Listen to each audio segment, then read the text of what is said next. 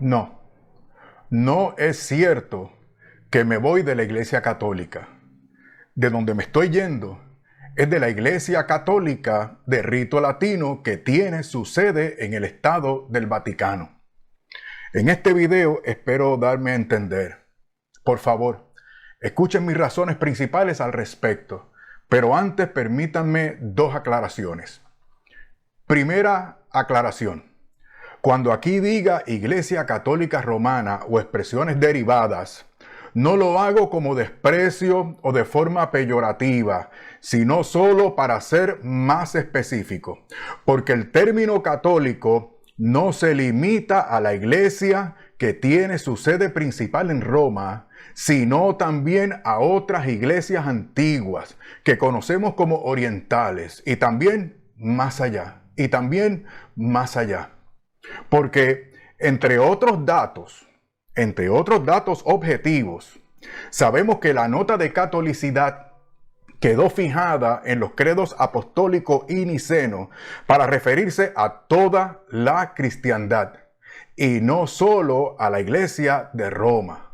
De hecho, la iglesia oriental de Antioquía es más antigua que la de Roma y de la que hay pruebas concluyentes de que fue establecida o acompañada por Pedro, Pablo y Bernabé. Segunda aclaración. No es cierto que yo haya comenzado un catecumenado para hacerme miembro de alguna iglesia. Lo que he estado haciendo recientemente es visitar diferentes comunidades, mientras rezo, estudio y sigo en discernimiento. Como quiera, creo que el Señor me conduce a la comunidad en la que muchos de ustedes me han visto. Si me decido a ello, en el año 2025 podría comenzar el proceso de catequesis para ser admitido si ellos lo aprueban y me aceptan. A propósito, tengo que aclarar también, se trata de una iglesia en la cual no puedo ejercer pastorado alguno, ya que estoy viejo, honestamente se los digo, estoy viejo para meterme otra vez a un seminario. Y además, no es conveniente para ninguna iglesia ordenar a un advenedizo y neófito que carece de experiencia con la tradición eclesial en cuestión. Así que no fundo ninguna iglesia, ni me voy para otra que me ponga las cosas fáciles o que me convenga personalmente. Bueno, entremos en materia. Me voy de la Iglesia Católica Romana por varias razones, pero la más importante es que para ser católico romano uno tiene que creer sí o sí todo lo que se nos propone como verdad de fe de parte del magisterio. Y en este sentido, tengo que ser honesto y actuar de acuerdo a mi conciencia, debido a que no se puede seguir en esa iglesia cuando se tiene la convicción de que alguno de los dogmas, usos y costumbres que ha establecido no forman parte de la revelación de Dios en Cristo, o la contradicen según la Sagrada Escritura y el consenso de los padres apostólicos y de los padres de la Iglesia y de los 7 concilios verdaderamente ecuménicos. Me tengo que ir, porque para mí es un riesgo espiritual y un suicidio intelectual creer todo lo que la Iglesia ha establecido y enseñado en detrimento de la unidad de la Iglesia de Cristo mediante la imposición de su poder temporal por sobre las demás iglesias católicas de Oriente y la neutralización de sus disidentes internos en Occidente. Estoy siendo honesto con mis hermanos católicos romanos. Y también en consideración y por respeto a la Iglesia Católica de Roma, ya que según ella misma lo ha establecido como doctrina y norma para su feligresía, todos deben creer todos los dogmas sin excepción. De manera que hay que creer con fe divina, la totalidad e integridad de la jerarquía de dogmas o verdades de fe que ha establecido o reconocido su magisterio. Consideren, por ejemplo, lo dispuesto y mandado, lo ordenado en el Código de Derecho Canónico, en el primer párrafo del Canon 750. Dice, voy a citar: se ha de creer con fe divina, otra vez con fe divina y católica, todo aquello que se contiene en la palabra de Dios escrita o transmitida por tradición, es decir, en el único depósito de la fe encomendado a la iglesia, claro, y que además es propuesto por ella como revelado por Dios. Esto que viene ahora es muy importante. Presta atención, por favor. Ya sea por el magisterio solemne de la iglesia, ya por su magisterio ordinario y universal, que se manifiesta en la común adhesión de los fieles bajo la guía del sagrado magisterio. Por tanto, escucha, por tanto, todos están obligados a evitar cualquier doctrina contraria. Pero fíjate también en esto. Fíjate también que esto que les acabo de citar de forma íntegra es parte de una sección que se dedica a la función de enseñar en la iglesia. Se refiere a la función de enseñar en la iglesia.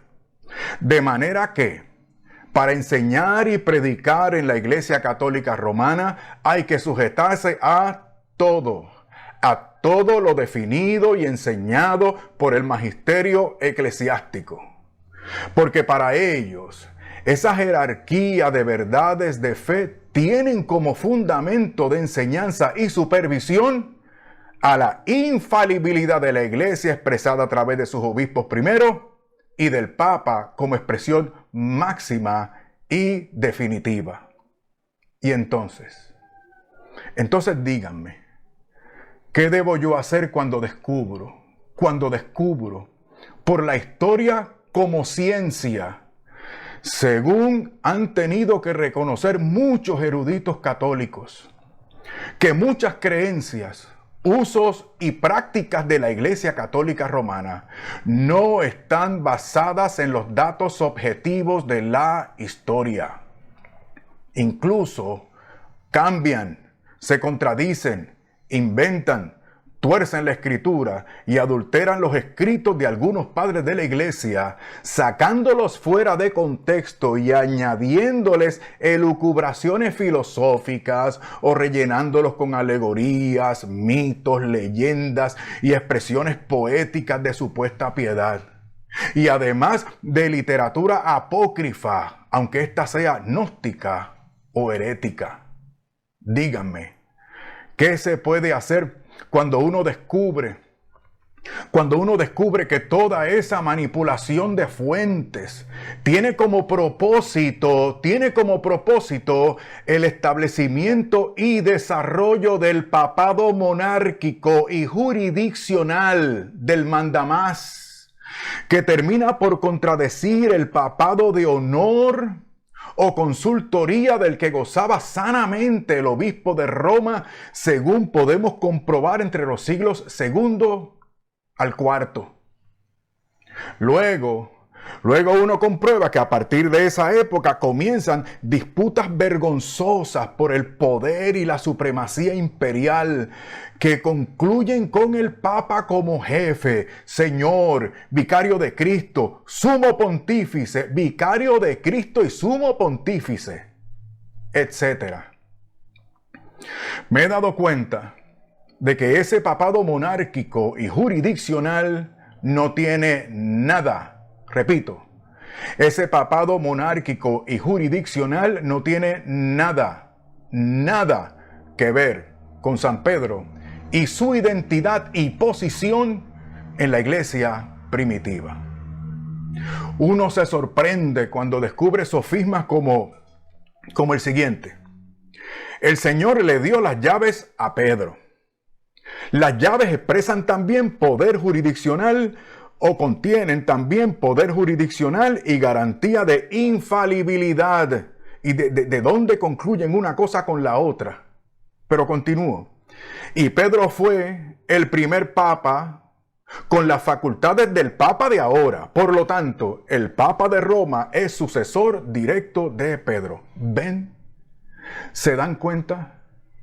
Es un sofisma, un argumento falso con apariencia de verdadero, o sea, premisas falsas que conducen a conclusiones equivocadas.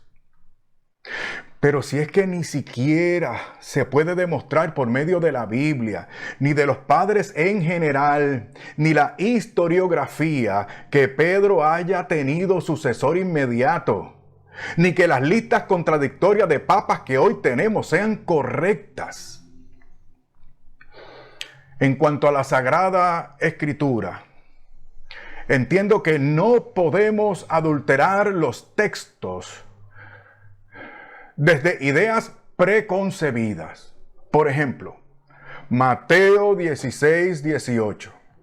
Bien, si uno se atiene a la estructura de ese texto en su contexto, verá fácilmente que la idea que resuelve Mateo 16, 18 es la identidad de Jesús como Mesías e Hijo de Dios, y no la entidad de Pedro como jefe máximo de la iglesia. De manera que la piedra sobre la que el Señor establece su iglesia es la confesión que hace Pedro en representación de los demás apóstoles. O sea, como representante de los 12 y no como su jefe. Y si la intención era que Pedro fuera el primero como jefe manda más, ¿por qué entonces en la primera diócesis de Jerusalén el obispo en propiedad era Santiago? Eso del papado como lo entienden ahora basado en este texto es una inclusión tardía. De hecho, la mayoría de los santos padres interpretan eso de sobre esta roca como se los he tratado de explicar aquí. Y nada que ver con una jefatura de Pedro. Ustedes pueden descubrir esto en padres como Orígenes, Ambrosio, Cipriano y Beda, entre otros. Pero también tenemos San Juan. Evangelio según San Juan, capítulo 21, versículos 15 al 18. En donde algunos creen que se establece la primacía jerárquica de San Pedro sobre los demás en cuanto al cuidado y administración de la Iglesia universal. Ahí, una vez más, miran el texto desde el papado jurisdiccional, un anacronismo tremendo, y se despegan de la idea general del texto, en el cual trata sobre el restablecimiento, de eso trata el texto, sobre el restablecimiento de San Pedro en su ministerio, del cual él pensaba haber caído por sus 3 negaciones. O sea, que ahora San Pedro era certificado para pastorear el rebaño del Señor junto a los otros apóstoles, dado que a ellos se les había otorgado también el poder de atar y desatar para extender la gracia que viene del cielo, según Mateo capítulo 18, versículo 18. Miren, no quiero cansarlos. Tengo mucho que decir sobre estos asuntos y otros temas, pero quería ser lo más breve que pueda. Así que me estoy limitando a esta cuestión, pero vamos a seguir avanzando. En resumidas cuentas, descubrí que no existe el papado según la visión católico-romana. y que por lo tanto no es de institución divina. Ni existe la sucesión papal desde Pedro, ni la infalibilidad del Papa, ni tampoco la sucesión apostólica tal y como lo establece la Iglesia Católica Romana. Póngase a pensar. ¿Por qué debemos dar como legítimos a muchos supuestos sucesores que debieron haber sido nombrados con las condiciones establecidas para ellos, según lo ordena Dios mismo, a través de San Pablo en su segunda carta a Timoteo, capítulo 3, versículos 1 al 16? Pero si incluso para nombrar asistentes, o sea, para atender viudas y servir mesas, se debían verificar directa y personalmente sendos requerimientos, como se mira en Hechos capítulo 6, versículo 3. Sin embargo, a esto alguien me podría responder que debido a los retos actuales hay que acomodarse y cambiar las cosas. A lo que yo respondo: basado en eso mismo, ahora tenemos una tolerancia y hasta contubernio con la perversión progre, el wokismo. Porque supuestamente hay que actualizarse y lo revelado por Dios en tal o cual asunto ya no está vigente, porque son otros tiempos, tú sabes. Y basado en ese mismo principio de cambio conveniente y mayor comodidad, le pueden privar la copa de la Eucaristía a los fieles, los cuales son los fieles son los que siempre terminan privados de su derecho a ser asistidos pastoral y sacramentalmente como lo dispuso el Señor Jesucristo, y tal como se acostumbraba hasta que el Concilio de Constanza cambió la norma establecida por el Señor en la institución de la Eucaristía, y lo hicieron en el siglo XV. Pero si es que ellos mismos reconocen que el sacramento de la Eucaristía se significa mejor y más plenamente mediante la participación con las dos especies. Miren, hay que reconocer, lo reconozco, que excepciones a la norma divina de comulgar tanto el cuerpo como la sangre del Señor pudiera variarse en ocasiones graves y extremas. Pero, ¿por qué han convertido en uso y costumbre lo que deben ser poquísimas excepciones puntuales y de radical urgencia? Esta es la respuesta: por comodidad de los clérigos. Y así, una vez más, los pobres fieles perjudicados, oprimidos por la primacía y la conveniencia y comodidad de los señores que mandan y disponen según su criterio y no según el precepto divino. Ahora bien, tengo que clarificar que mis razones no son las deficiencias. Esto es importante, por favor, escúchame. Que mis razones no son las deficiencias pastorales que yo honestamente creo que han sido opresivas, sino que expongo un poco esas deficiencias de índole práctico, porque son las consecuencias del imperio jerárquico inventado por la institución eclesiástica. Y en ese imperio jerárquico es a su vez la consecuencia de haberse apartado del evangelio del reino de Jesucristo. Lo podemos poner también de esta manera, para ver si nos damos cuenta de la secuencia. Primero, se da entre ellos, a través de la historia, un interés profano por la consecución del imperio monárquico de la jerarquía eclesiástica. Luego, entonces, para eso, Tienen que desapegarse y manipular la revelación. Y como consecuencia se da el abuso y la opresión a los fieles. Y por eso, lamentablemente, la Iglesia Católica Romana lleva desde Constantino, poco a poco, cargando a la gente con cada vez más requisitos y condiciones para pertenecer a ella e ir al cielo. Como quiera. A todo aquel que adultere la palabra de Dios y abuse de las ovejas de Cristo, se les podría aplicar lo que dijo él, el Señor, a los líderes religiosos que creían ocupar la cátedra de Moisés. En Marcos capítulo 7, dice el Señor: en vano me rinden culto, enseñando como doctrina preceptos de hombres. Dejando el mandamiento de Dios, os aferráis a la tradición de los hombres.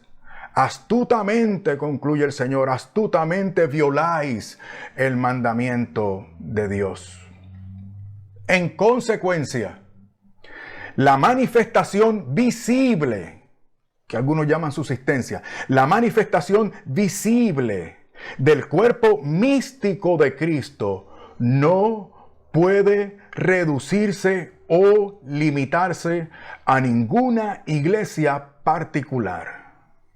La catolicidad verdadera de la Iglesia de Cristo se manifiesta de forma visible cuando y donde los creyentes en Cristo se unen para predicar el Evangelio correcto y dispensan los sacramentos establecidos por Jesucristo personal y directamente, como consta en el Santo Evangelio. Escúchame.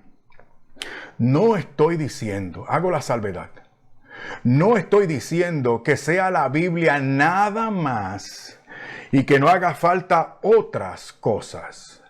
Lo que estoy diciendo es que en asuntos de fe cristiana y todas sus consecuencias, la Escritura Sagrada es la primera, la suprema y definitiva autoridad. Y solo a partir de ahí se puede aprovechar todo lo que ayude y aclare, pero jamás se pueden aceptar cosas que cambien y contradigan a la Sagrada Escritura y la integridad de sus textos.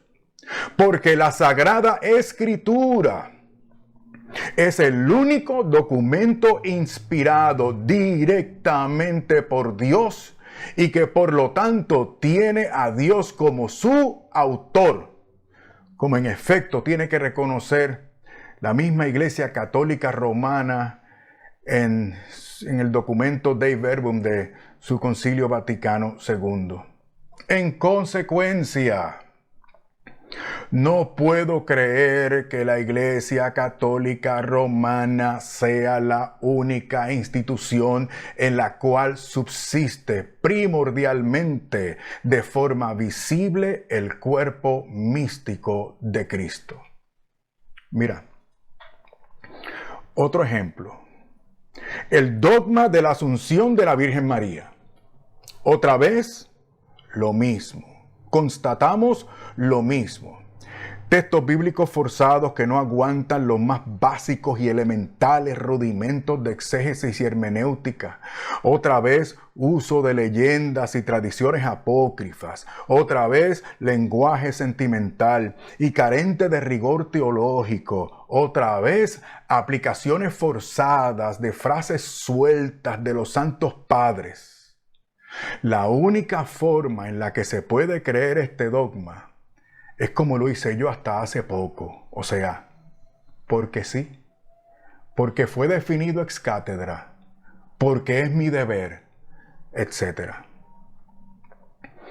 Y eso es preocupante. Eso es preocupante porque de esa manera se elabora cierta mariología y se desarrollan ciertas piedades marianas que no hacen justicia y desvirtúan el maravilloso ejemplo y testimonio de la Madre de Dios. La bienaventurada, esa misma que dijo, engrandece mi alma al Señor, y mi espíritu se regocija en Dios, mi Salvador, porque ha mirado la humilde condición de su esclava. Y por eso mismo, por esa razón, es que ella continúa diciendo que la tendremos por bienaventurada o feliz. Ella misma, que no pidió nada para ella, ni oraciones, ni santuarios, ni sacrificios, ni títulos rimbombantes, ni dogmas forzados. Ay, cuando toma la palabra solo dice, hagan todo lo que Él les diga.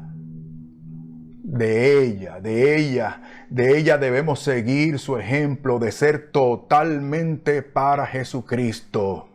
Y escúchame bien, en este sentido soy mariano y nunca dejaré de serlo. Hay otras razones doctrinales de mi parte que mueven mi entendimiento y voluntad para irme oficialmente de la Iglesia Católica Romana, pero nunca a alejarme de mis hermanos de esa iglesia. Aquí seguiré semanalmente en este canal para servirles a todos. ¿Y qué de mí ahora? Mira, le respondo haciendo mías las palabras que se le acreditan a un sacerdote y monje católico romano del siglo XVI. Mi conciencia está cautiva de la palabra de Dios. No puedo ni quiero retractarme, puesto que no es prudente ni recto obrar contra la conciencia. No puedo proceder de otra manera. Aquí estoy. Que Dios me ayude.